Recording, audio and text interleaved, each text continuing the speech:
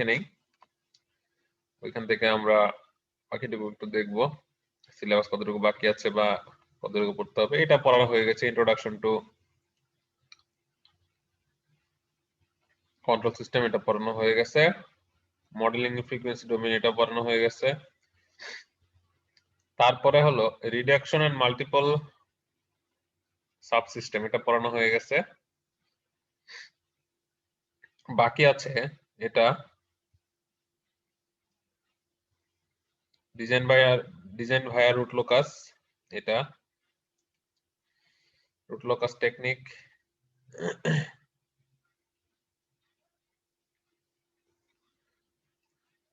আর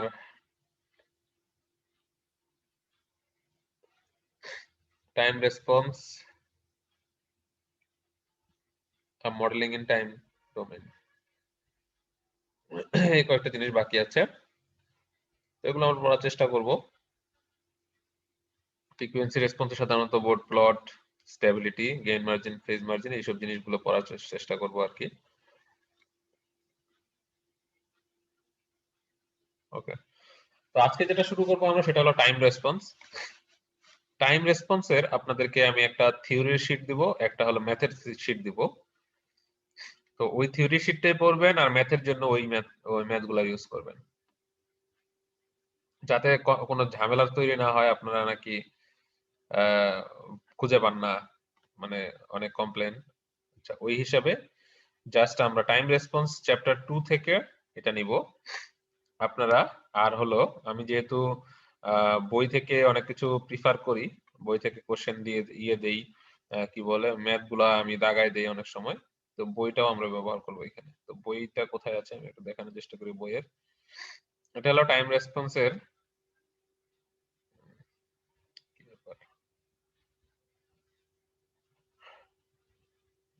আচ্ছা এটা থিওরি, এটা হলো এক্সাম্পল প্রবলেম। তো এখানে আমি আগে করেছিলাম, এটা স্প্রিং 2020-এ, এই জন্য এটা লেখা বের করা হয়নি। আপনাদেরকে আমি যে বইটা দিয়েছি সেই বইটার নাম হলো automatic control system by Hasan Saeed. আর তার বইতে আমরা চ্যাপ্টার 1 পড়েছি অলরেডি। টোটাল চ্যাপ্টার 1-এই সাধারণত অনেক কিছু, তো চ্যাপ্টার 1টা মোটামুটি শেষ হয়েছে। এখন চ্যাপ্টার 2 পড়বো, চ্যাপ্টার 3 পড়বো, চ্যাপ্টার 5 পড়বো, চ্যাপ্টার 8 পড়বো। ওই চ্যাপ্টার 2 এর জন্য আমাদের এখানে দেওয়া আছে ম্যাথ প্রবলেম গুলা। কোনটা ম্যাথ প্রবলেম কেমন হবে এসব জিনিসগুলো এখানে দেওয়া আছে। আর চ্যাপ্টার 2 এর যে থিওরি সেটা হলো আমাদের এই শীটে, the response of the time response, এই লেকচারে দেওয়া আছে। তো আমরা এই দুইটা লেকচার মিলে টাইম রেসপন্স পড়বো, চ্যাপ্টার 2। আগে থিওরি পড়বো আমরা এখান থেকে, তারপরে এখান থেকে পড়বো। আর এর সবার উপরে কথা হলো, যদি আপনারা কেউ বই পড়তে চান ডিরেক্ট বই পড়বেন, কোনো প্রবলেম নাই, চ্যাপ্টার ওয়াইজ আমি এখানে লিখে দিয়েছি আপনাদের chapter 2, chapter 3, chapter 5, chapter 8 automatic control system বা হাসান সাইদের বই থেকে পড়বেন। এবং চ্যাপ্টার ওয়াইজ যদি আপনারা পড়েন কোনো সমস্যা নাই, আমি যে টপিকগুলো দেখাবো এখানে সব টপিকই বই থেকে আসবে, সো প্রবলেম নাই। তো টাইম রেসপন্সের লেকচারটা আমরা শুরু করব এখান থেকে। থিওরিটা আমি এখান থেকে পড়াবো, যেহেতু বই আমি ফলো করছি না, মানে বই থেকে পড়াচ্ছি না আর কি, বাট বই একই জিনিসই পড়াবো, বাট বই থেকে পড়াচ্ছি না। সো আপনারা যেটা করবেন, টাইম রেসপন্স চ্যাপ্টার 2 এর জন্য ম্যাথ প্রবলেমের জন্য টাইম রেসপন্স এক্সাম্পল নামে আমি একটা শীট দিয়ে দিব, দেখেন এখানে লেখা দেখাচ্ছে টাইম রেসপন্স। এটা হলো আমাদের ম্যাথের প্রবলেম, যত প্রকার ম্যাথ আছে এখানে আমরা পাবেন। আর লেকচার 2 হলো আমাদের, সরি লেকচার 2 না তো, টাইম রেসপন্স লেকচার, এইভাবে আমি দিয়ে দিব, সমস্যা নেই। একবারে এইভাবে লিখে দেব চ্যাপ্টার 2 টাইম রেসপন্সের উপর দুইটা শীট থাকবে, দুইটা শীট হলো এই দুইটা, শেষ। এখন আপনারা যদি কেউ বই পড়তে চান সেটা আলাদা বিষয়, বাট এই দুইটা পড়লেও হবে। এই তো এখন আসেন আমি শুরু করি। টাইম রেসপন্স কি জিনিস? টাইম রেসপন্স হলো, রেসপন্স মানে হলো আউটপুট। তো আমাদের এখানে আউটপুট মানে কোনো সিগন্যাল, তো সিগন্যালটাকে যেহেতু টাইমের সাপেক্ষে যদি নেই তাহলে সেটাকে বলবো আমরা টাইম রেসপন্স। তার মানে কোনো একটা সিস্টেমের আউটপুটটাকে যদি আমরা সময়ের সাপেক্ষে প্রকাশ করি তাহলে সেটাকে আমরা বলবো কি, আমাদের টাইম রেসপন্স। এটা হতে পারে ভোল্টেজ, হতে পারে কারেন্ট। আমরা ওই অংশে আমি যেটা ব্যবহার করব, যে এই আউটপুটই আমরা নেই, সেই আউটপুটটা আমাদের টাইমের সাপেক্ষে হবে, টাইম শুরু হবে টাইম চলতে থাকবে। তো এটা হলো আমাদের টাইম রেসপন্স। তো টাইম রেসপন্সে সাধারণত আমরা কিছু ইনপুট ব্যবহার করি, স্পেসিফিক কিছু ইনপুট ব্যবহার করে থাকি। সেটা হলো step input, ramp input, parabolic input আর হলো ইম্পালস ইনপুট। তো আমি টাইম রেসপন্সটা একটু আপনাদের দেখাই। What can B A time response, এটা দেখেন, যদি আমাদের এটা একটা সাইনোসয়েডাল ওয়েভ হয়, কথার কথা সাইনোসয়েডাল না এরকম একটা ওয়েভ হলো, এটাকে আমরা বলতেছি টাইম রেসপন্স। তো এটা ধরে নিলাম আমরা এটা ভোল্টেজের একটা রেসপন্স ধরেন। তো ভোল্টেজটা এরকম যেতে থাকে, উঠতে উঠতে একটা সময় যে স্থির হয়ে যায়, এটা চলতে থাকে, স্যাচুরেশন হয়ে যায়। তো এই ধরনের একটা সিগন্যাল আমাদের যদি আসে আউটপুটে, এটাকে আমরা বলবো টাইম রেসপন্স অফ ভিটি, মানে হলো আমাদের ভোল্টেজের টাইম রেসপন্স। ওকে, এটা যদি ভি না হয় সি ব্যবহার করি আমরা, সি মানে আউটপুট কোনো কিছুর, তাহলে এটা হবে সিটি, সি অফ টি, এটা হবে আমাদের সিগন্যালের রেসপন্স।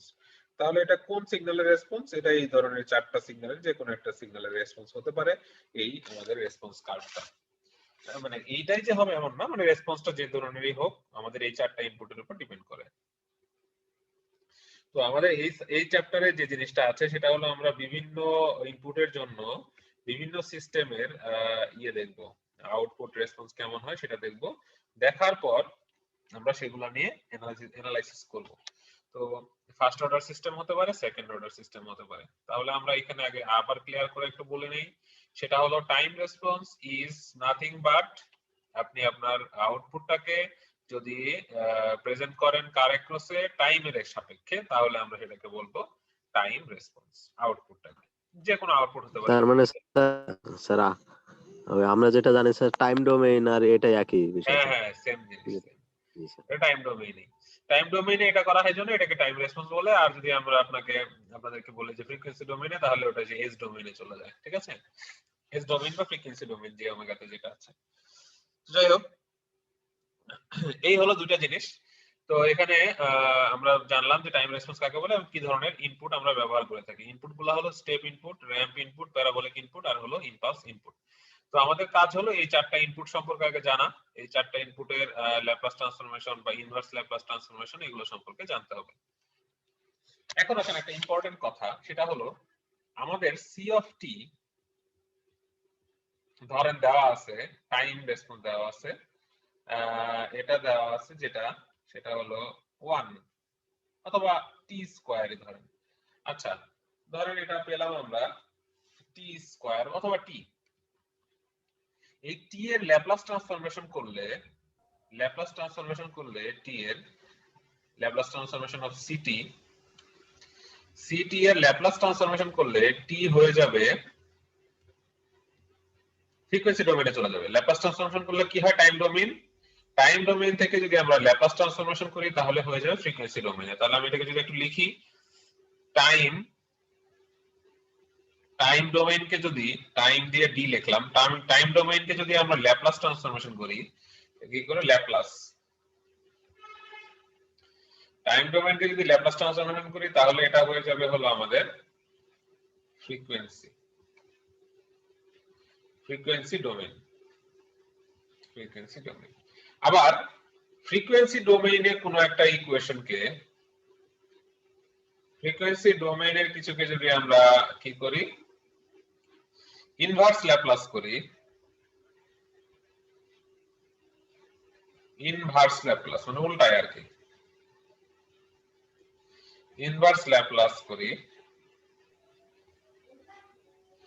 তাহলে এটা হয়ে যাবে আমাদের কি হবে বলেন? টাইম ডোমেইন হবে। তাহলে এটা মনে রাখবেন যে যেরকম আমাদের ডিফারেন্সিয়েশনকে একটা ডিফারেন্সিয়েশনের ইন্টিগ্রেশন করলে মানে যেটার ইন্টিগ্রেশন করবেন, ধরেন কোন একটা কিছুর ইন্টিগ্রেশন করলাম, ইন্টিগ্রেশন করে যা পাবেন সেটার মানে আউটপুটটা ডিফারেন্সিয়েশন করলে আবার ওই আগের ভ্যালুটা আসে আর কি। যেরকম ইন্টিগ্রেশন ডিফারেন্সিয়েশন একটা আরেকটার বিপরীত, সেম ভাবে এখানে এই টাইম ডোমেইন থেকে ফ্রিকোয়েন্সি ডোমেইনের ল্যাপ্লাস ট্রান্সফরমেশন হয়, আবার ফ্রিকোয়েন্সি ডোমেইন থেকে টাইম ডোমেইনে আসে আমাদের ইনভার্স ল্যাপ্লাস ট্রান্সফরমেশনের মাধ্যমে। তাহলে গেল, তাহলে আমাদের এখানে ইম্পর্টেন্ট একটা বিষয় হলো ইনভার্স ল্যাপ্লাস ট্রান্সফরমেশন সম্পর্কে আমাদের জানতে হবে আর ল্যাপ্লাস ট্রান্সফরমেশন সম্পর্কে জানতে হবে। তো এই তিন চারটা সিগন্যালের জন্য আমরা এটা বের করে নিব, আমরা যেগুলো লাগে ল্যাপ্লাস ট্রান্সফরমেশন সেগুলো আমরা নিজেরা মুখস্থ করে নিব, তো ঝামেলা করার দরকার নেই। এটা আমাদের এই কোর্সের সাবজেক্টও না ল্যাপ্লাস পড়ানো, এটা আপনাদের ম্যাথে পড়াবে, ম্যাথে পড়ে এসেছেন অলরেডি। তো এই হলো বিষয়। এখন আমরা চলে যাই কিভাবে একটা ইনপুট, কতগুলো ইনপুট এখানে আছে এবং এগুলাকে কিভাবে ডিফাইন করব আমরা, এসব জিনিসগুলো নিয়ে চেষ্টা করি। তো প্রথমে আসেন স্টেপ ইনপুট। স্টেপ ইনপুট বলতে বুঝতে পারতেছেন একটা সিঁড়ির স্টেপ বলতে পারেন, সেটা হতে পারে সিঁড়িটা এরকম একটা স্টেপ এটা। এখন যদি সিঁড়ি আরো স্টেপ হয় তখন এটাকে স্টেপ ফাংশন বলে।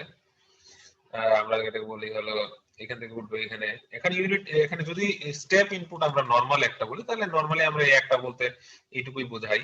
তো এটাকে যদি আমরা একটা এক্স ওয়াই প্লেনে নিয়ে আসি তাহলে দেখেন এটাকে আমরা এইভাবে লিখতে পারি।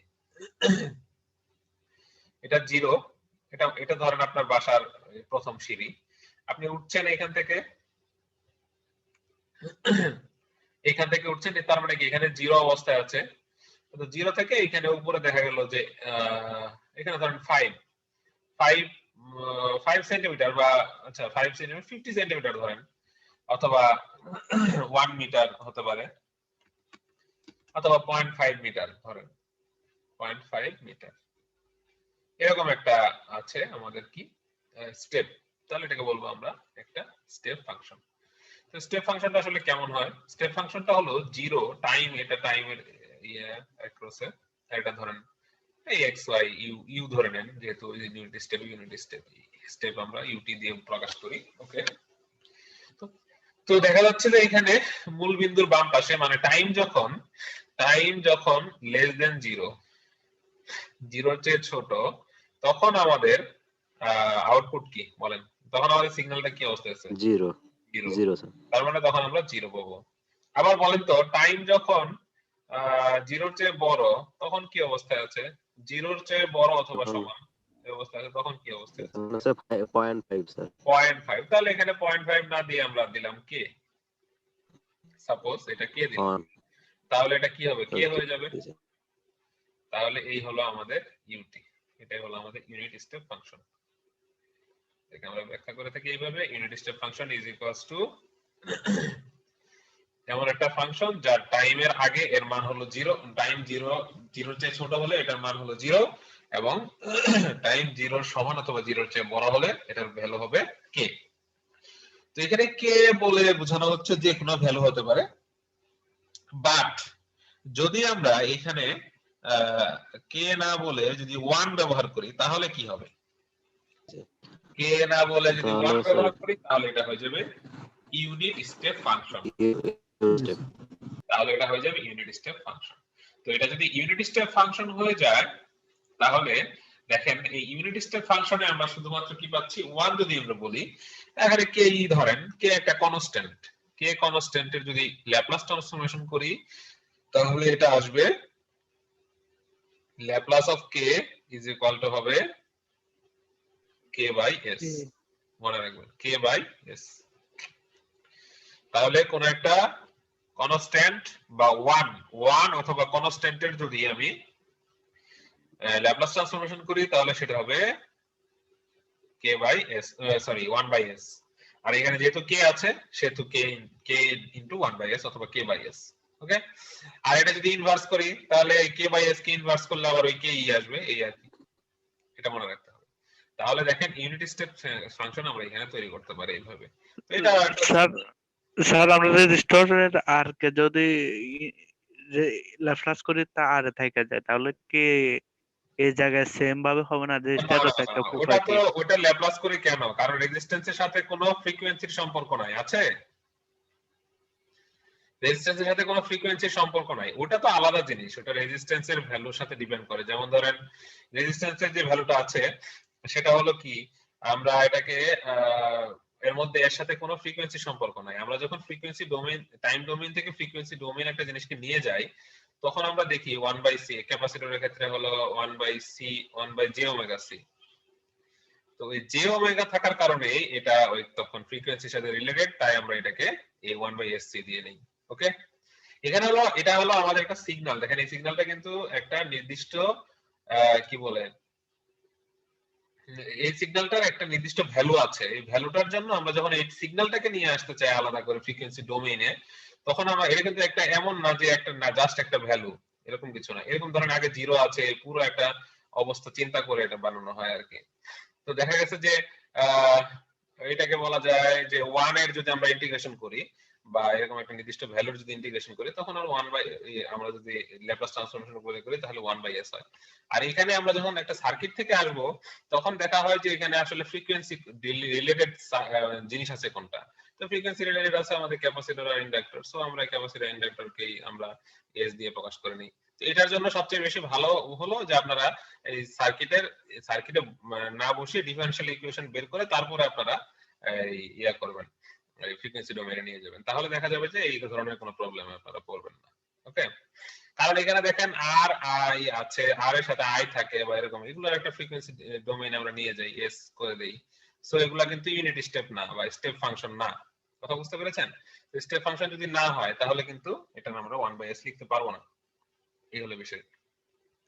যেমন একটু পর আরেকটা বিষয় আসবে, ওটা আমি দেখাবো নি, যেমন ইম্পালসের ক্ষেত্রে আবার আমাদের জিরো হয়ে যায়। তো এগুলো ম্যাথের কিছু বিষয় থাকে, এগুলো আপনারা 1 এর এই ডিফারেন্সিয়েশন করলে কি হয়, ই টু দি পাওয়ার সামথিং এর সাথে গুণ করতে হয়, ল্যাপ্লাস করলে বুঝতে পারবেন 1 এর কেমন আসে। ওকে, আর যদি একটা ভ্যালু হয় নরমাল, সেটার ক্ষেত্রে আলাদা বিষয়। তো আমাদের এখানে নরমালি লিখতে হয় না, কারণ আমাদের এটা ফ্রিকোয়েন্সি ডিপেন্ডেন্ট না। ওকে, এর একটা ফ্রিকোয়েন্সি থাকতে পারে টাইম ডোমেইন দিয়ে। আপনাদের আমি দেখাই ব্যাপারটা। যেমন ধরেন আচ্ছা, এটা আমি বইতে দেখাই। আমাদের এরকম হতে পারে, এটা সিগন্যালটা আমরা তৈরি করি কিভাবে, স্টেপ ফাংশনটা। যেমন ধরেন এটা হলো আমাদের একটা সুইচ থাকে, একটা রেজিস্টর থাকে, এখানে ধরেন এখানে একটা ইনপুট থাকে। তো এটা হলো আমাদের ধরেন 1 হতে পারে, 1 ভোল্ট দিয়ে দিলেন। ওকে, প্লাস মাইনাস এটা হলো V0। তো যখন time equal to 0, sorry time less than 0, অথবা এখানে টাইম লেস দেন 0 না দিয়ে টাইম যখন ইকুয়াল টু 0, ইকুয়াল অর হলো আপনার গ্রেটার দেন 0, তখন এই সুইচটা লাগাই দেওয়া হয়। যদি সুইচটা কানেক্টেড হয়ে যায়, তাহলে আমাদের এই যে 1 ভোল্ট আছে, এই 1 ভোল্টটা কিন্তু আমাদের এই রেজিস্ট্যান্সের অ্যাক্রসে আমাদের পাওয়া যাবে। সো যদি আমাদের একটা সিগন্যাল চিন্তা করি, এটা একটা কন্টিনিউয়াস জিনিস, যে আমরা আমাদের একটা সিগন্যাল তৈরি করে নিলাম। তো দেখেন এইখান থেকে 0 চলতেছে, চলতে চলতে চলতে চলতে এসে টাইমের মান যখন এখানে 0, তখন কি হলো, সাথে সাথেই এটা সুইচটা অন হয়ে গেল। সুইচ অন হয়ে গেলে আমাদের এই যে ভোল্টেজটা ইনপুট হিসেবে দিয়েছি, সেটা আর এর অ্যাক্রসে চলে আসবে। তো এটা আর এর অ্যাক্রসে চলে যাবে।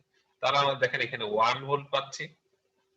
ওকে, তারপর আবার দেখেন এইখান থেকে এইখানে এই পর্যন্ত ধরেন আমরা চিন্তা করে নিলাম।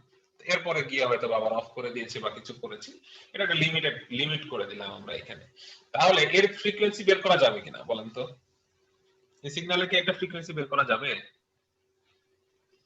জি স্যার, যাবে। কারণ এরকম যদি হয়, এরপরে গিয়ে আবার অফ হয়ে গেল, অফ হয়ে গিয়ে আবার এরকম চলে গেল, তারপরে আবার অফ হয়ে গেল, আবার অন হয়ে গেল, এরকম যদি হয়, তো সেই ক্ষেত্রে দেখা গেছে যে আমরা যদি একটা জিনিস নিয়ে কাজ করি, তাহলে এর একটা টাইম পিরিয়ড আছে এবং এর একটা কি আছে, এর একটা হলো ফ্রিকোয়েন্সি আমরা এখান থেকে বের করতে পারবো। তো এর সাথে ফ্রিকোয়েন্সির একটা রিলেশন আছে। সো এই জন্য আমরা এটাকে ফ্রিকোয়েন্সি ডোমেইনে নিতে গেলে 1/s, ওই যে 1 কে 1/s আকারে এখানে ভাবে লেখা যায়। এটা হলো ইউটি, নট এমনিতে আমরা যে কোনো কিছুকে বলে নিতে পারবো না। যেমন এটাকে ইউটি যদি আমি বলি, তাহলে এটাকে কিন্তু আমরা ডিরেক্টলি ওইভাবে লিখে দিতে পারবো না। আমাদের কিন্তু এটা ডেফিনেশন লিখতে হবে যে এটা টি এর আগে হলো 0, আর টি এর পরে, টি এর মান যখন 0 থেকে শুরু হয়ে পরের দিকে, তখন কিন্তু এটার ভ্যালু কি হয়ে যাবে, এর ভ্যালু হয়ে যাবে কে বা যাই হোক এখানে যে ভ্যালুটা আছে সেটা। তো এইরকম একটা বিষয় আর কি। সেই জন্য আমরা সাধারণত এটার ক্ষেত্রে এরকম করে থাকি। বাট রেজিস্ট্যান্সের ক্ষেত্রে কিন্তু আলাদা করে আর কোনো, ওটা একটা জাস্ট একটা নরমাল একটা ভ্যালু, যেটা হলো আমাদের, ওটা কোনো সিগন্যাল না, ওটা কোনো সিগন্যাল না, সোজা কথা যেটা। বুঝতে পেরেছেন? এবার এটা কিন্তু একটা সিগন্যাল। তো দেখা গেছে যে এই জন্য আমরা এই জিনিসটাকে ফ্রিকোয়েন্সি ডোমেইনে নিয়ে গেলে এই যে 1/s আকারে এভাবে লিখে থাকি। বাট আমাদের যদি রেজিস্ট্যান্স কে বললেন তাহলে রেজিস্ট্যান্সটাকে আমাদের নরমাল কনস্ট্যান্ট, সো এটাকে আর এখানে নিয়ে আসার দরকার নেই। তো যেহেতু ক্যাপাসিটর আর ইন্ডাক্টরের ক্ষেত্রে ফ্রিকোয়েন্সি ডিপেন্ডেন্সি আছে, সুতরাং অবশ্যই ক্যাপাসিটর এবং ইন্ডাক্টরকে আমাদের কি করতে হবে, নিয়ে আসতে হবে। এখানে আসলে বিষয় হয় কি, ক্যাপাসিটর আর ইন্ডাক্টরে ইন্টিগ্রেশন আর ডিফারেন্সিয়েশনের বিষয়গুলো আসে, ইন্টিগ্রেশন আর ডিফারেন্সিয়েশনের বিষয়গুলো আসে। তো ইন্টিগ্রেশন আর ডিফারেন্সিয়েশন যখনই আসবে তখন আমরা জানি ডি বাই ডিএস আর ইন্টিগ্রেশন এটা দুই জিনিস। যেমন ইন্টিগ্রেশনটাকে 1/s আকারে লেখা হয় আর ডিফারেন্সিয়েশনকে লেখা হয় ডি বাই ডিএক্স সমান হলো এস, এভাবে লেখা হয়। তো ক্যাপাসিটরের ক্ষেত্রে ইন্টিগ্রেশন আসে আর হলো ডিফারেন্সিয়েশন আসে ইন্ডাক্টরের ক্ষেত্রে। এই কারণে ইন্ডাক্টরের ক্ষেত্রে লেখা হয় এসএল আর ক্যাপাসিটরের ক্ষেত্রে লেখা হয় 1/sc। তো যাই হোক, ওগুলা নিয়ে আমরা এখন কথা বলছি না। তো এই হলো বিষয়, আমরা একটা কিভাবে একটা স্টেপ ইনপুট আমরা এখানে তৈরি করতে পারি। তো এটা স্টেপ ইনপুট আছে। আরেকটা হলো স্টেপ ফাংশন, আমরা আরেক ধরনের আছে, যেমন ধরেন এখান থেকে এসে আবার উপরের দিকে চলে যাবে, এটা আবার এদিকে চলে যাবে, এটার ক্ষেত্রে আবার আলাদা ধরনের বিষয় কাজ করবে। তো আমরা স্টেপ ফাংশন সাধারণত এখানে ব্যবহার করি না, এটা একটা স্পেশাল ফাংশন। স্টেপ যে আমাদের ফাংশন গুলো আছে এটাকে বলা হয় স্টেয়ারকেস। আমরা এটাকে স্টেপ আর তখন বলি না, তখন এটা হয়ে যায় স্টেয়ারকেস, মানে সিঁড়ির ফাংশন, এরকম উপরে দিকে উঠতে থাকে। আপনারা এটা দেখতে পাবেন, আপনারা যদি ইয়ে পড়েন, কি বলে, পাওয়ার ইলেকট্রনিক্স পড়েন, তখন এটা দেখতে পাবেন। ওকে, দেন আমরা চলে যাই র্যাম্প ইনপুটের ক্ষেত্রে। তো এইদিকে সব আছে, আমি এগুলো তো যাই নাই, এখানে দেখানো শুরু করেছি। ওই যে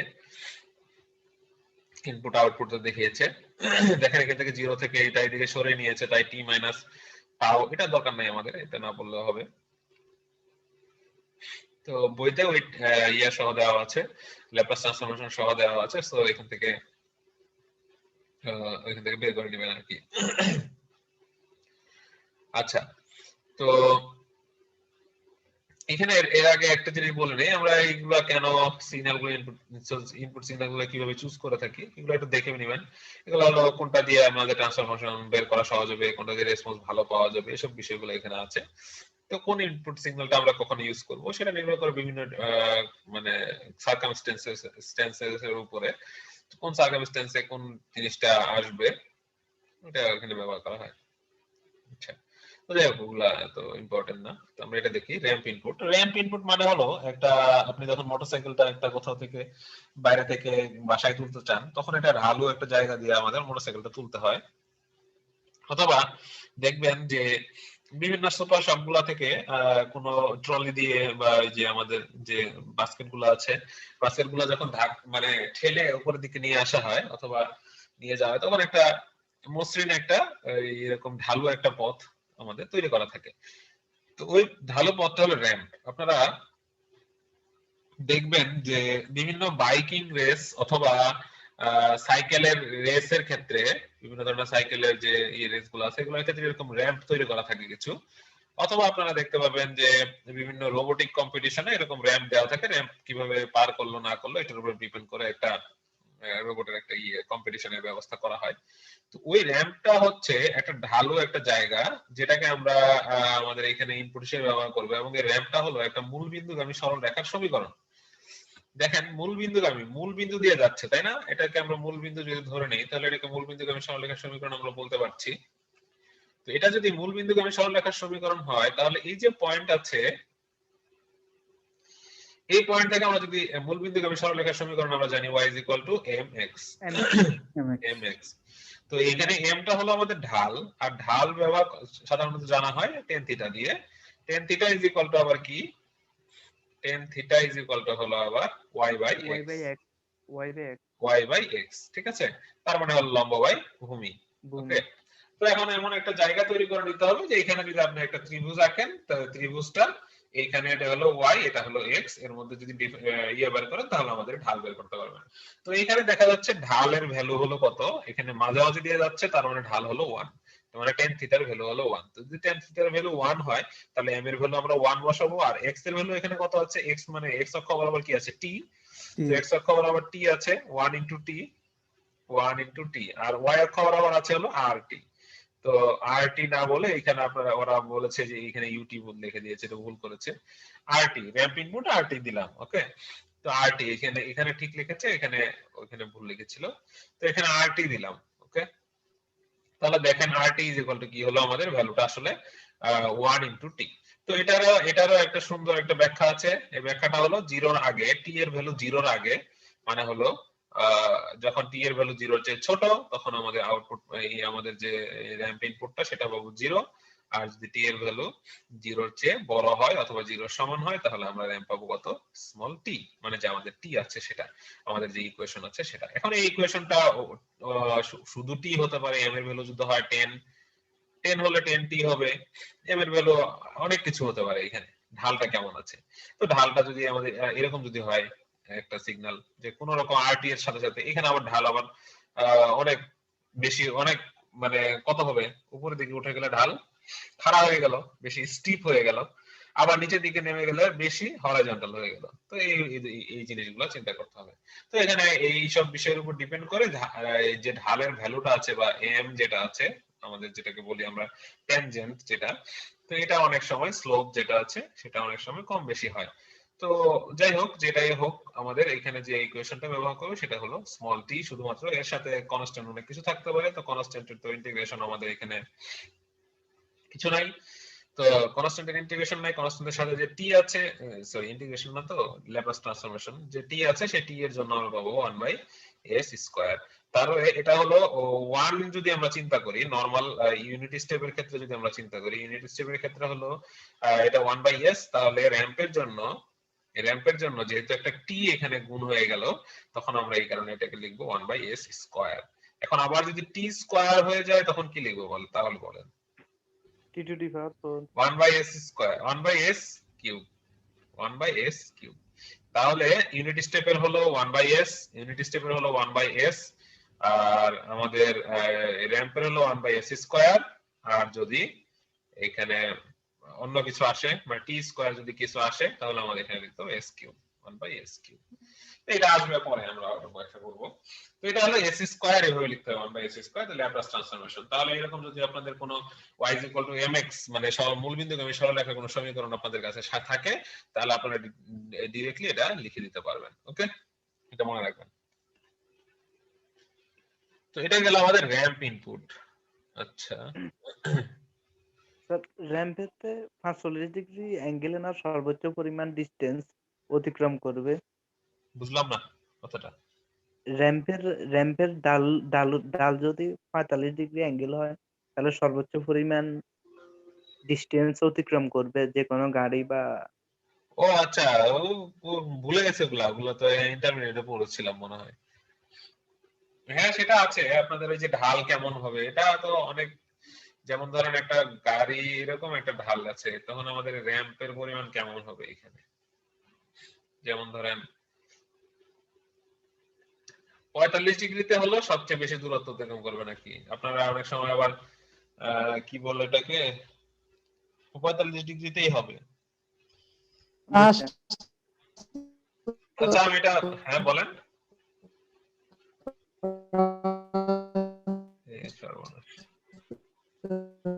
আমরা কথা বুঝতে পারছি না আমরা।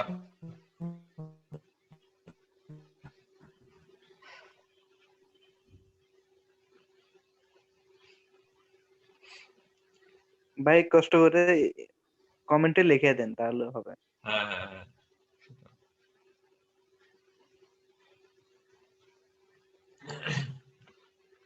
আচ্ছা বলবো না মনে হয় কিছু নাকি, কে কথা বলছিল? যাই হোক, ওকে। তো ওইরকম একটা বিষয় আছে যে ওই মুক্তি বেগ না কি জানি, মানে কত দূরত্বে যাবে, প্রাসের গতিবেগ, এগুলো সম্পর্কে ইন্টারমিডিয়েটে ছিল আর কি, ভুলে গেছি এখন, অনেকদিন পরে না তো। আচ্ছা, তো এটা হলো র‍্যাম্প ইনপুট আর কি। তো র‍্যাম্পের পরে যে ইনপুটটা আসবে সেটা হলো প্যারাবোলিক ইনপুট। তো প্যারাবোলিকের কথা আগে বলার আগে আমি একটু ছোট করে একটা ইয়ে এঁকে নেই, একটু জায়গা করে নেই।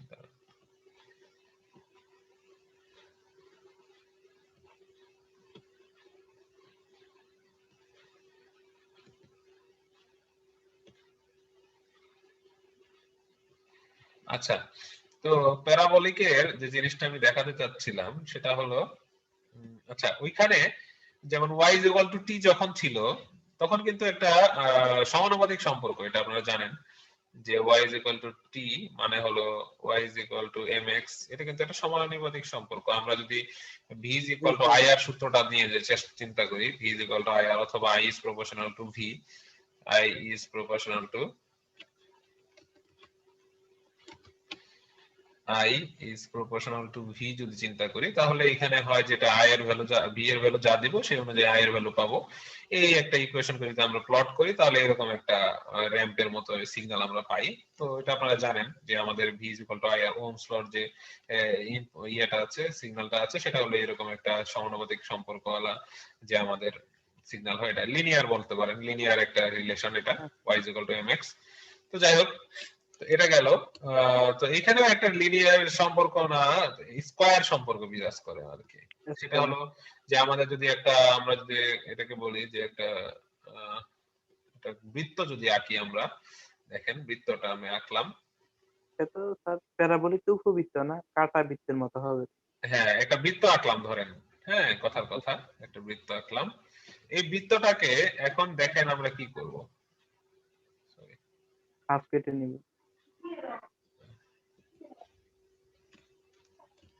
আচ্ছা, এই বৃত্তটাকে আমরা যদি কেটে নেই, এই বৃত্তটা ধরেন বৃত্তের যে সমীকরণ আছে, বৃত্তের সমীকরণ অনুযায়ী এটা হবে, এটাকে আমরা কেটে নিব। কেটে নিলে কি হবে দেখেন, এটাকে যদি আমরা কেটে নেই তাহলে এরকম ভাবে অর্ধেক কেটে নিলাম। ওকে, কেটে নেওয়ার পরে এই অংশটুকুকে মানে আমরা যদি একটা এটাকে কি বলি, এখানে হলো ইয়ে আঁকবো একটা, এটাকে বলা হয় গ্রাফের মতো এক্স ওয়াই প্লেনটা আমরা এঁকে নিলাম, এক্স ওয়াই এঁকে নিলাম। তো নেওয়ার পরে দেখতে পাচ্ছি যে এরকম দুই অংশ আছে। তো আমরা সাধারণত জিরোর পর থেকে টাইম শুরু হওয়ার পর থেকে আমরা জিনিসটাকে টাইমের মান জিরো থেকে শুরু করে সামনের দিকে দিই, টাইমের মান তো নেগেটিভ হতে পারে না। সো আমরা যেরকম চিন্তা করি যে টাইমের মান নেগেটিভ মানে হলো টাইমের মান হলো আমরা মানে সিস্টেমটা চালু করার আগের অংশ আর কি, সিস্টেমটা চালু করার আগের অংশ, এটা টাইমের মান নেগেটিভ আর কি, নেগেটিভ দিকে বোঝানো হয়। তো আমরা এখানে সাধারণত জিরো থেকে স্টার্ট করি। তো যদি জিরো থেকে স্টার্ট করি এটাকে, তাহলে আমাদের এখানে যেটা আসবে সেটা হলো এখানে জিরো, টাইমের ভ্যালু এদিকে যাবে, এই পুরো অংশটাকে বলা হয় টি স্কয়ার। এই পুরো যে অংশটা আছে এটা হলো টি স্কয়ার। টি স্কয়ারের যদি আমরা একটা ধরেন কোনো কিছু y is equal to x square এরকম যদি হয়, তো এটা হলো আমাদের এই অর্ধবৃত্ত, ঠিক আছে, এটা আমাদের অর্ধবৃত্ত বুঝাবে। যেমন ধরেন y এর ভ্যালু যদি x এর ভ্যালু যদি 1 ধরি তাহলে y এর ভ্যালু কত 1, আবার x এর ভ্যালু যদি -1 ধরি তাহলে y এর ভ্যালু কত 1, আবার এখানে x এর ভ্যালু যদি আমরা 2 ধরি তাহলে হবে y এর ভ্যালু হবে 4, y এর ভ্যালু হলো 4 যখন x এর ভ্যালু হলো 2। আবার ধরেন y এর ভ্যালু যখন না x এর ভ্যালু যখন -2 তখন y এর ভ্যালু কত হবে, -2 তে y এর ভ্যালু 4 হবে, 4 হবে, শুধু 4 হবে। দেন দেখেন আমরা তাহলে এটা যদি ইয়াতে বসাই, এটা 1 1 মানে হলো x এর ভ্যালু 1, x ধরে নেন এটা t না ধরে এটা x আর এটা হলো y। ওকে, তো এটাকে x যদি ধরে নেই তাহলে দেখেন x এর ভ্যালু 1 1, ধরুন এখানেই 1 ধরে নিলাম, x এর ভ্যালু 1, y এর ভ্যালু কত 1, তো 1 এই পর্যন্ত 1, এই এটা 1। আবার x এর ভ্যালু -1, তখন -1 মানে এই পয়েন্ট, তো -1 মানে y এর ভ্যালু -1 এখানে হবে, y এর ভ্যালু 1 ই আছে। এইভাবে করে করে দেখা যাবে এখানে একটা পয়েন্ট, এখানে একটা পয়েন্ট, এখানে একটা পয়েন্ট, এখানে একটা পয়েন্ট, এইভাবে করে করে এখানে উপরে উঠতে থাকবে। তো x স্কয়ারের যে ইকুয়েশন আছে সেটাকে আমরা যদি প্লট করি, আমরা একটা জায়গা যদি এরকম ছক আকারে আঁকাই মানে গ্রাফে আঁকাই, তাহলে দেখা যাবে যে ইকুয়েশনটা তৈরি হয়, যে মানে কার্ভটা তৈরি হয় সেই কার্ভটা হলো এরকম একটা কার্ভ। সো এটাকে বলা হয় টি স্কয়ার কার্ভ, এটাকে বলা হয় টি স্কয়ার কার্ভ অথবা এক্স স্কয়ার কার্ভ, আপনারা যেটা বলেন। আমরা যেহেতু টাইম ডোমেইনে কথা বলছি সেহেতু এটাকে বলবো আমরা টি স্কয়ার কার্ভ। তো এই হলো আমার কথা। এরপরে আমি যেটা কাজটা করব সেটা হলো এর মধ্যে আমরা বললাম কি যে জিরোর পর থেকে আমরা সাধারণত কাউন্ট করি, তো জিরোর পর থেকে যদি কাউন্ট করি তাহলে আমরা এই টি স্কয়ারের অর্ধেক অংশটাকে আমরা কেটে ফেলে দেব। তো টি স্কয়ারের অর্ধেক অংশ যদি কেটে ফেলে দেই তাহলে আমাদের যে অংশ যেরকম আসবে সেটা হলো, দেখেন এই অর্ধেক অংশকে আমরা কেটে ফেলে দেব। তাহলে দেখতে পাচ্ছি যে আমরা এখন জিরো থেকে একটা সিগন্যাল আমরা পেয়ে গেছি। তো জিরো থেকে সিগন্যাল যদি পেয়ে যাই তাহলে সিগন্যালটাকে বলা হবে প্যারাবোলিক ইনপুট বা প্যারাবোলিক সিগন্যাল। তো এই প্যারাবোলিক সিগন্যালটাকে আমরা সাধারণত টি স্কয়ার বাই 2 দিয়ে লিখে থাকি, কারণ যেহেতু এটা পুরোটা ছিল টি স্কয়ার আর এটা হলো টি স্কয়ার ডিভাইড বাই 2, অর্ধেক হয়ে গেছে। তাই আমরা দেখেন এখানে লেখা আছে half t square divide by 2, মানে হাফ ইনটু টি স্কয়ার।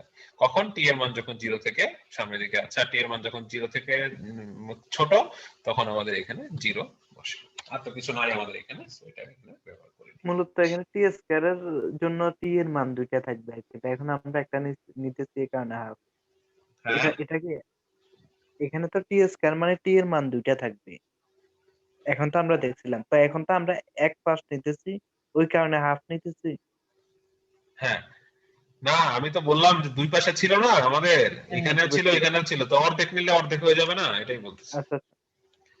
আর স্যার টাইমের ক্ষেত্রে কি নেগেটিভ টাইম কি ধরা যায় নাকি টাইমের ক্ষেত্রে?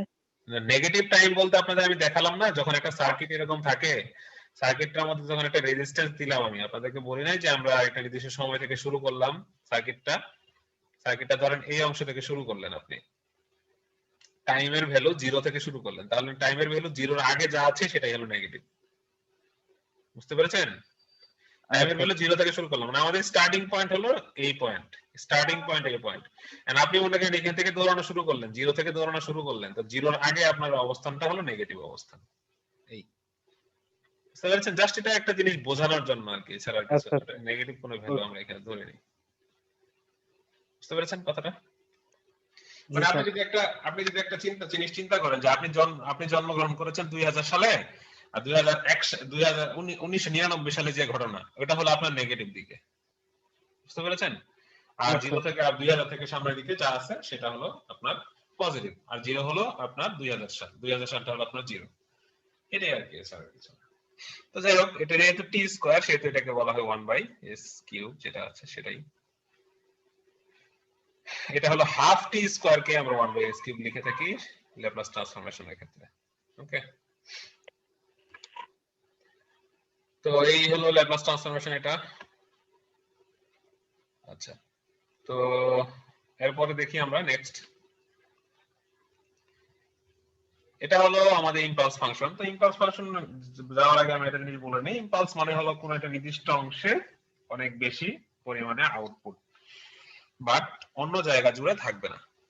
তাহলে এই ধরনের অবস্থাটা কি? যেমন ধরেন 0 পয়েন্টে টাইমের ভ্যালু যখন 0, মানে আমি যে সময়ে গণনা করব আর কি, যে সময়টা গণনা করব ওই সময়ে আমরা অনেক বেশি ইনপুট পেতে পারি, আর ওই সময়ের আগে বা পরে কোনো ইনপুট বা কোনো সিগন্যাল নাই। তাহলে এই ধরনের অবস্থাকে বলা হয় আমাদের ইম্পালস ফাংশন। এটাকে ডেল্টা দিয়ে প্রকাশ করা হয়, ডাইরেক্ট ডেল্টা বা নিডল যে কোনো কিছু বলতে পারে এটাকে। তারপরে ডেল্টাকে আমরা ইম্পালস ফাংশন বলে থাকি। তো ইম্পালস ফাংশনের একটা ইয়া হলো, যদি আমাদের ইম্পালস ফাংশন হয়, যেমন ধরেন আমি যদি একটাকে গ্রাফের মতো আঁকানোর চেষ্টা করি, তাহলে এখন গ্রিন আমি একটা ইয়ে দিয়ে দেখাই, এটা যদি টাইম শুরু হয় এখান থেকে, ইম্পালস ফাংশনটা হবে এইদিকে যাবে, জাস্ট উপরের দিকে যেতে থাকবে। তাহলে এটা হলো t = 0, এটা হলো t = 0 টাইম, আর এটা তো টাইম এদিকে পজিটিভ বাড়তে থাকবে, আর এদিকে টাইমের ভ্যালু ছিল নেগেটিভ বা এদিকে হলো মাইনাস।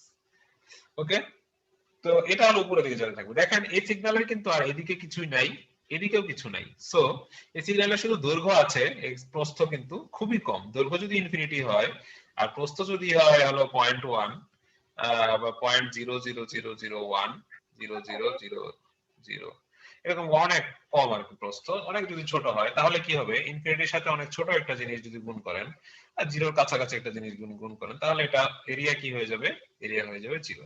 তাহলে ইম্পালস ফাংশনের কোনো এরিয়া নাই, আপনারা মনে রাখবেন ইম্পালস ফাংশনের এরিয়া হলো অলমোস্ট 0। এটা হলো আমরা ধরে রাখি যে ইম্পালস ফাংশনটা এরকম যে একটা নির্দিষ্ট সময়ে শুধুমাত্র ইনপুট পাওয়া যায় আর অন্য সময় পাওয়া যায় না।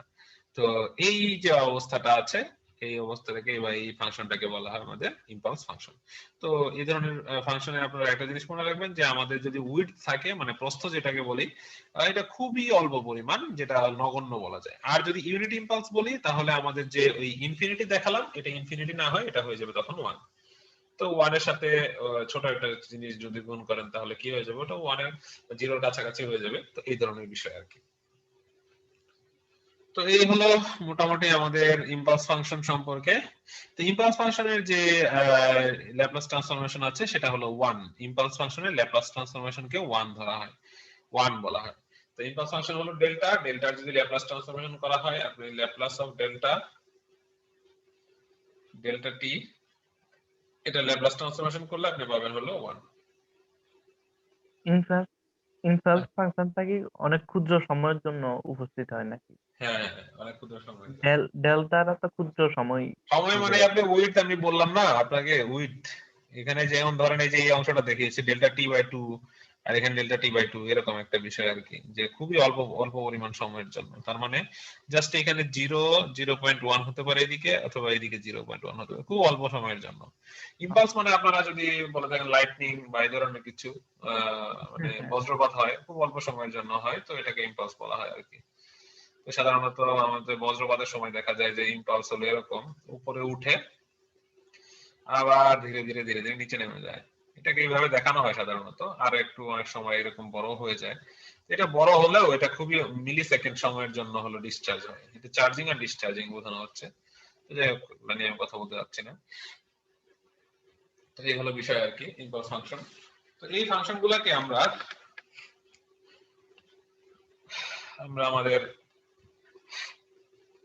এই যে সমস্ত ইয়ে আছে কন্ট্রোল সিস্টেম আছে সেখানে ব্যবহার করব। কন্ট্রোল সিস্টেম আমরা সাধারণত কয় ধরনের ব্যবহার করব, এটা হলো ফার্স্ট অর্ডার সেকেন্ড অর্ডারে আমরা সাধারণত ব্যবহার বেশি করে থাকি। ফার্স্ট অর্ডার সিস্টেম মানে হলো যেটার এস এর উপরে পাওয়ার 1, লবের হরের এস এর পাওয়ার 1 হবে, সেটাকে ফার্স্ট অর্ডার সিস্টেম বলবো। আর যেটা হলো হরের এস এর পাওয়ার হলো সেকেন্ড 2 হবে, সেটাকে বলে সেকেন্ড অর্ডার সিস্টেম। তো এই ধরনের ফার্স্ট অর্ডার সিস্টেম আমরা চারটা ইয়ে দিয়ে আমরা দেখবো যে কিভাবে কেমন হয় এর টাইম রেসপন্স। আবার এটার সাথে সেকেন্ড অর্ডার সিস্টেমের সাথে আমরা এটা কম্পেয়ার করে দেখব, দেখার পরে আমরা আমাদের সিদ্ধান্ত নিব আর কি। তো এইসব জিনিসগুলো দেখার জন্য সাধারণত এটা ব্যবহার করা হয়। এখান থেকে আসলে একটা সিস্টেম কতটা তাড়াতাড়ি আমাদের ইনপুটটাকে নিতে পারছে এটা আমরা দেখতে পারি এখানে। তো এটা দেখার জন্য দেখা যায় যে রাইজ টাইম, পিক টাইম, এসব জিনিসগুলো বের করতে হয়। তো এটা হলো যখন আমরা সেকেন্ড অর্ডার সিস্টেমের রেসপন্স করবো তখন আমরা এটা দেখতে পাবো।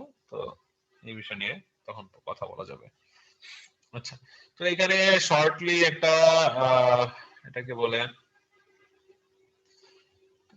একটা ইয়ে দেওয়া আছে, একটা টেবিল দেওয়া আছে। টেবিলের মধ্যে দেখা আছে impulse step ramp parabolic function দেখতে কেমন হয়। এখানে এ দিয়ে দেওয়া আছে, এ দিয়ে দিয়েছে, আর আপনি যদি ইউনিট বলেন তাহলে এ এর জায়গাগুলোতে সব 1 বসবে, তাহলে ইউনিট হয়ে যাবে আর কি। এই তো এই হলো বিষয়। তারপরে ফাইনাল ভ্যালু থিওরেম লাগবে না, এটা আমরা এখানে পড়াবো না। এখানে first order system second order সিস্টেমের রেসপন্স নিয়ে একটা কথা বলেছি, এটাও লাগবে না অত বেশি। তো এখান থেকে আমরা কথাগুলো বলে নিয়েছি অলরেডি। আপনারা নরমালি ম্যাটল্যাবে যদি একটা প্রোগ্রাম করে এখানে দিয়ে দেন তাহলে খুবই ইজিলি এই জিনিসগুলো চলে আসবে আর কি। তাই সো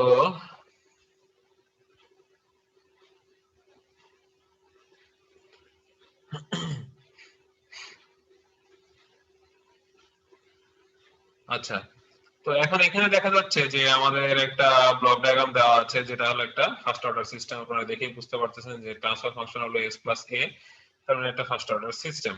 তো ফার্স্ট অর্ডার সিস্টেমের ক্ষেত্রে আমাদের কেমন রেসপন্স পাওয়া যায় এটা ফাইনাল ভ্যালু থিওরেম দিয়ে এখানে দেখিয়েছে, বাট আমরা ফাইনাল ভ্যালু থিওরেম দিয়ে না দিয়ে আমরা হলো এই আমাদের যে এই লাইনগুলো এগুলো লাগবে না আর কি, রেসপন্স অফ ফার্স্ট অর্ডার।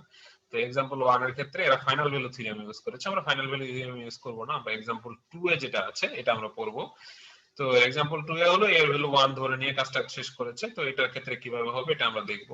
তো সলিউশন টু एग्जांपल 2 এটা আমরা দেখব। তো এখানে কিভাবে এই আমরা প্রত্যেকটা ফাংশন কিভাবে কাজ করছে, যেমন ধরেন ইনপুটে যদি আমি ইয়ে দেই, কি বলে, ইউনিট স্টেপ দেই, তাহলে আমাদের কেমন স্টেপ ইনপুট দিলে কেমন কাজ, কিভাবে আমরা আউটপুট রেসপন্স কেমন পাচ্ছি, এসব বিষয় নিয়ে এটা সলিউশন আমরা এখানে করব।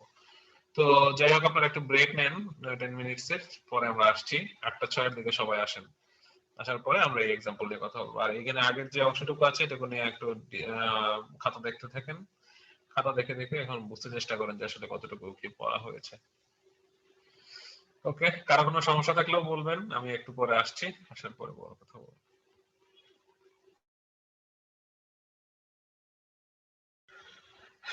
এইখানে যে জিনিসটা করা হয়েছে, যে সিগন্যাল আমাদের যে সিস্টেমটা ব্যবহার করা হচ্ছে সেটা হলো একটা ফার্স্ট অর্ডার সিস্টেম। সেটাকে আমরা এইভাবে লিখতে পারি, এটা হলো আমাদের জিএস, মানে হলো আমাদের ট্রান্সফার ফাংশন ছিল এটা। তো ট্রান্সফার ফাংশনকে আমরা সাধারণত কিভাবে লিখতে পারি দেখেন, আমরা যদি এটা একটু লেখার জন্য জায়গা তৈরি করি,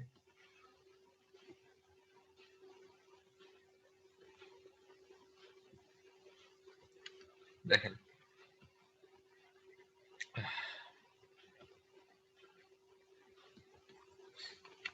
এটা আমাদের ট্রান্সফার ফাংশন ছিল s+1। তো আমাদের এখানে জিএস টাকে আমরা লিখতে পারি, জিএস টাকে আমরা লিখি যে Cs by Rs, Cs by Rs এই কারে লিখি আমরা। তো ঠিক আছে, তাহলে সিএস বাই আরএস এ লিখবো, Cs divided by Rs is equal to, তাহলে এখানে হবে 1 ডিভাইডেড বাই s+1। ওকে, দেন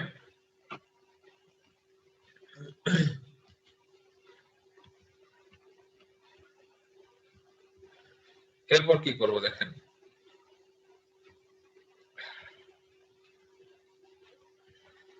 এরপরে হলো আমাদের আরএস এর ভ্যালুটা বসাবো। এখানে আমাদের বলা আছে যে আরএস টা এখানে আমরা ইউনিট স্টেপ ফাংশন নিচ্ছি, যেখানে স্টেপ ইনপুটে আমরা ব্যবহার করছি। তো আরএস এর ভ্যালু তাহলে কি হবে, আমরা এখানে লিখে রাখি CS is equal two, RS টা এই পাশে চলে যাবে, এখানে চলে যাবে, তাহলে লিখবো Rs divided by s+1, Rs divided by s+1। Okay, then এইখানে আমরা লিখবো সিএস থাকলো, CS is equals to RS এর ভ্যালু বসাবো, ইউনিট স্টেপ মানে RS এর ভ্যালু হলো 1/s। আপনাদেরকে আমি বলেছিলাম ইউনিট স্টেপ ফাংশনের ইয়া, তো সেটাকে এখানে লিখবো 1/s ডিভাইডেড বাই s+1। তো এটাকে আমরা এখানে লিখবো 1 divided by s into s+1।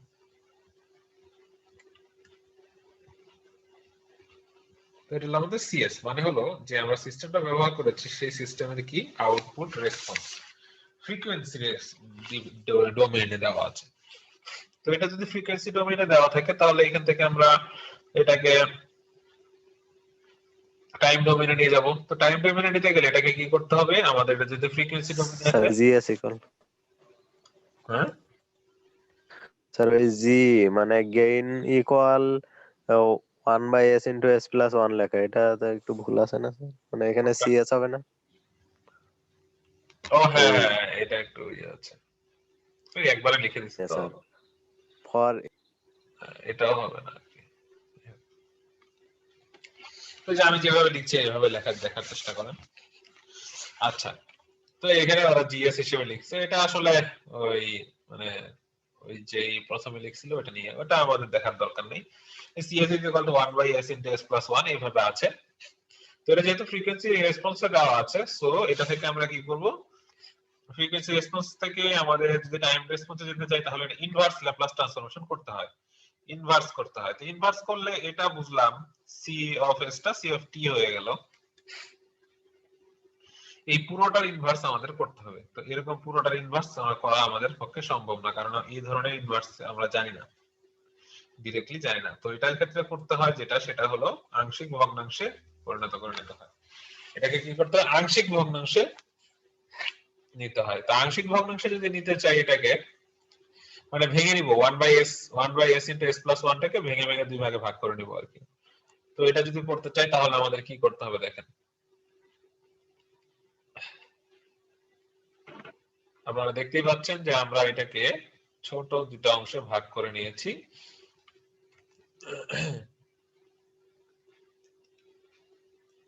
আচ্ছা, তো আমি এগুলো একটু মুছে দিলাম, এগুলো লাগছে না, জাস্ট এই অংশটা রাখি। আর এটা হলো আমাদের ল্যাপ্লাস ট্রান্সফরমেশন করতে হবে, তো এটাও রাখি। আর বাকি বিষয়গুলো একটু মুছে দিয়ে আমাদের লিখতে সুবিধা হবে। ওকে,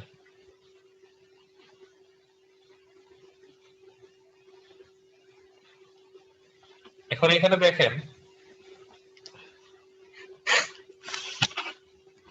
তো আমাদের যেটা কাজ সেটা হলো সি অফ টি, এটার ইনভার্স ল্যাপ্লাস ট্রান্সফরমেশন আমরা বের করব। তো এটাকে আমরা এইভাবে করে লিখে নিয়েছি, দেখেন এটা এইভাবে করে লিখে নিয়েছি, যেহেতু এস আছে 1/s কে আলাদা করে নিয়েছি, প্লাস b/s + 1 কে আলাদা করে নিয়েছি। এটা হলো আংশিক ভগ্নাংশের নিয়ম বা পার্শিয়াল ফ্র্যাকশন বলে এটাকে।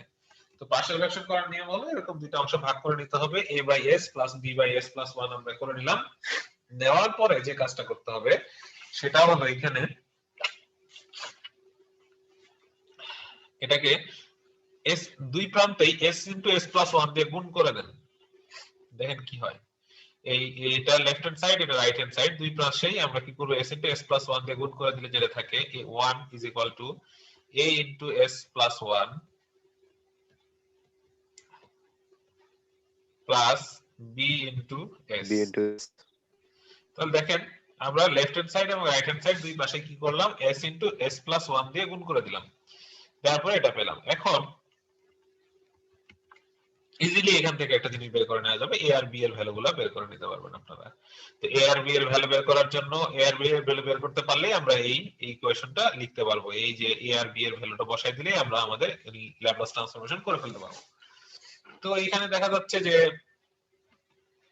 আমাদের 1 যেটা আছে 1 = a s + 1 plus b * s, এটাকে আমরা এইভাবে লিখতে পারি। তো এখন দেখেন s এর ভ্যালু যদি 0 ধরি, s যদি 0 হয় তাহলে কোনটা 0 হয়ে যাচ্ছে বলেন তো? এখানে s এর ভ্যালু যদি 0 হয়, b এর ভ্যালু 1 b = zero হবে। a + 0, তো b টা 0 হয়ে যাচ্ছে। তাহলে a এর ভ্যালু কি আসলো? a 1 এর ভ্যালু আসলো হলো 1, a এর ভ্যালু 1 আসলো। আবার যদি s এর ভ্যালু আমরা ধরে নেই -1, কি হবে? s এর ভ্যালু যদি -1 ধরি তাহলে কি হবে? তাহলে a এর ভ্যালুটা 0 হয়ে যাবে, a * 0 0 প্লাস এটা 0 - b, এটা হয়ে যাবে এরকম। সুতরাং b এর ভ্যালু পাওয়া যাবে কি, b = -1। এখন এই জিনিসগুলোকে আমরা বসাই দিব কোথায়? এই অংশে বসাই দিব। বসাই দিলে আমাদের কেমন আসবে? এটা আসবে হলো 1 / s, তার হলো প্লাস b b হলো -1 1 / s + 1। এখন এটাকে আমরা ইজিলি ল্যাপ্লাস ট্রান্সফরমেশন করতে পারবো। এটা সম্পর্কে আমরা জানি ইনভার্স ল্যাপ্লাস, এটারও ইনভার্স ল্যাপ্লাস আমরা জানি। এটার ইনভার্স ল্যাপ্লাস 1/s এর ইনভার্স ল্যাপ্লাস হলো ইউনিট স্টেপ ফাংশন। এই ইউনিট স্টেপ ফাংশনের এখানে মান হলো 1, আর 1/s + 1 এর ইয়া হলো e⁻t, আর মাঝে মাইনাস। তো 1/s + 1 যদি আসে ডিরেক্ট আপনারা বসাই দিতে পারবেন। 1/s + 1 এর এটার ল্যাপ্লাস ইনভার্স ল্যাপ্লাস ট্রান্সফরমেশন হলো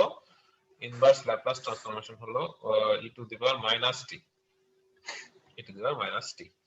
আর যদি এখানে প্লাসের জায়গায় মাইনাস থাকে, এখানে প্লাসের জায়গায় যদি মাইনাস থাকে, তখন এই যে এখানে e⁻t এর জায়গায় এটা হয়ে যাবে হলো e⁻+t। তাহলে আপনাদের এটা মানে ইয়ে করার কিছু নাই, মানে e⁻t হয়ে যাবে আর কি, এরকম হয়ে যাবে। তাহলে আমাদের যেটা করতে হবে সেটা হলো যে আমাদের এরকম করে আংশিক ভগ্নাংশে ভাগ করে নিতে হবে। তাহলে আমরা এখান থেকে দেখতে পেলাম যে আংশিক ভগ্নাংশ বের করার পরে আমাদের c(t) বা g(t) যেটাই বলেন এটা বের করেছি এখানে। এটা বের হয়ে পাওয়া গেল 1 - e⁻t। এটা হলো আমাদের ইউনিট স্টেপ, এটা হলো আমাদের ইউনিট স্টেপের রেসপন্স। তাহলে আমরা যদি কোনো একটা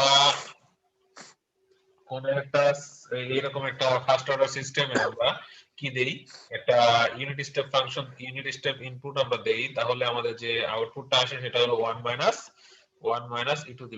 e⁻t, এরকম একটা সিগন্যাল আমরা পাবো, এরকম একটা আউটপুট আমরা পাবো, রেসপন্স। এটা টাইম ডোমেইন রেসপন্স। তো এই রেসপন্সটাকে আমরা এখন দেখি, একটু ছবির মাধ্যমে দেখার চেষ্টা করি।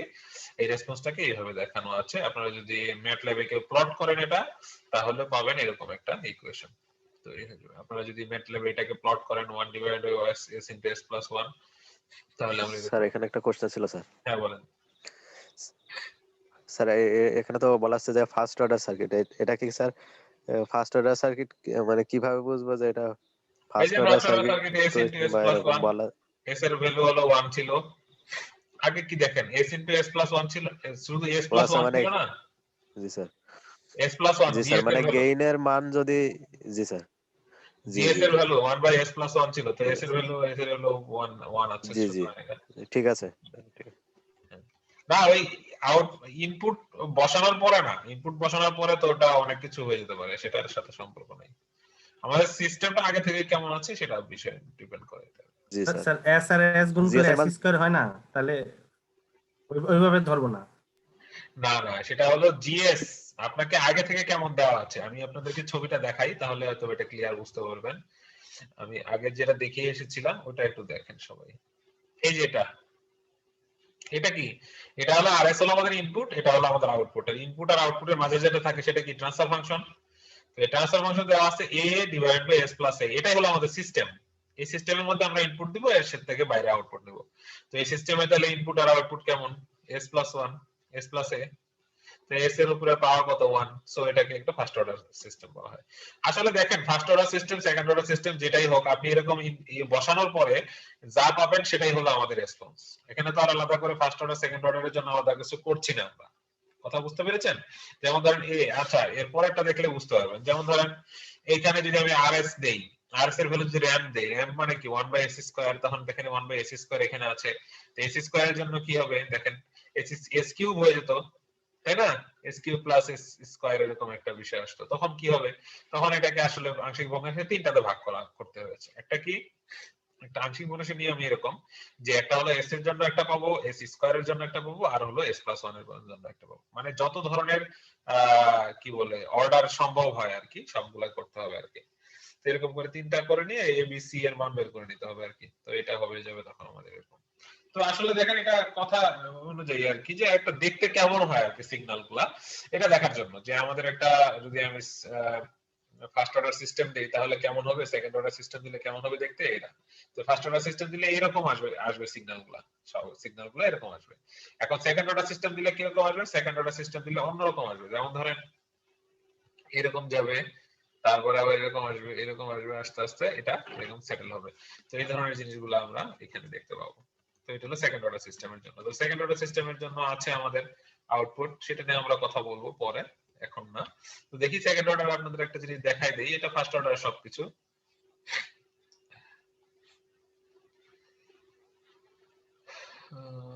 এটা হলো একটা সেকেন্ড অর্ডার, না সরি ফার্স্ট অর্ডার সিস্টেম।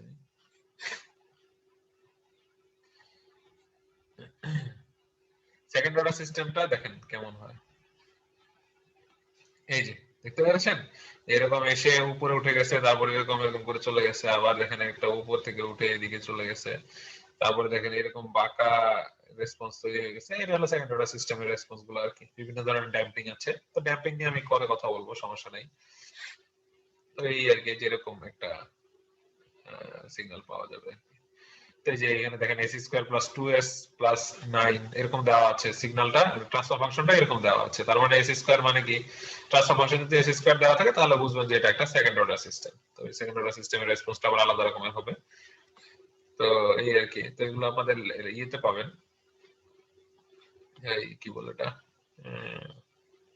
ল্যাবে পাবেন আর কি, ল্যাবে বুঝতে পারবেন।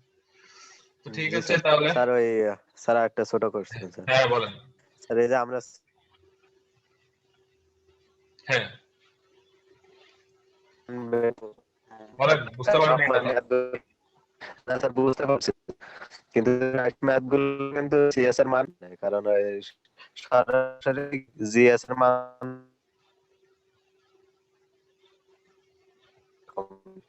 হ্যাঁ জিএস এর মান দেওয়া থাকবে, জিএস এর মান দেওয়া থাকবে, জিএস এর মান দেওয়া থাকবে, আপনি বসাবেন, বসাই স্যার, দেবেন।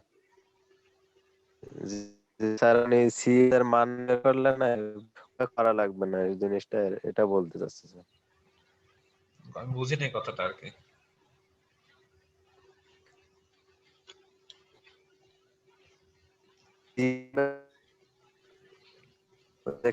না মানে জি আপনার ইন্টারনেটের সমস্যার জন্য কথা ভেঙে ভেঙে আসছে তো। কমেন্টে লিখে দাও। হ্যাঁ, লিখতে পারেন আপনি চ্যাট বক্সে।